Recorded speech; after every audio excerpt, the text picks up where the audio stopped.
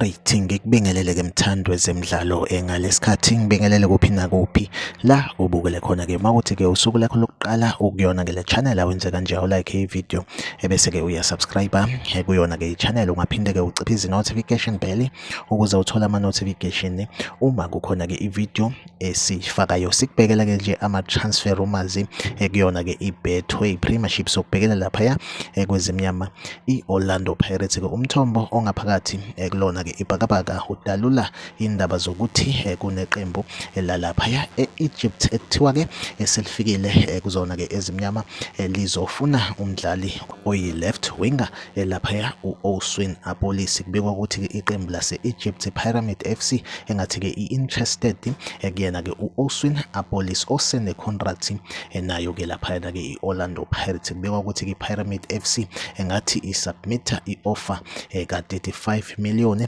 ekulona ke ibhakabhaka ifuna uOswin Apolis. Osekusele ukuthi ke ngabe iOrlando Pirates iyavuma yini ke nalomdlali obonakala eseyithemba lazo ezimnyama. Iyona update engiphethe njengamanje, like ivideo usubscribe kuyona ke i-channel. Mina nawe ngizohlezi ngikhona ngophatheleka ama transfer news including nama transfer rumors kuyona ke iBetway Premiership. Okwamanje ke ivideo ethu ke asibambe la, nisale kahle.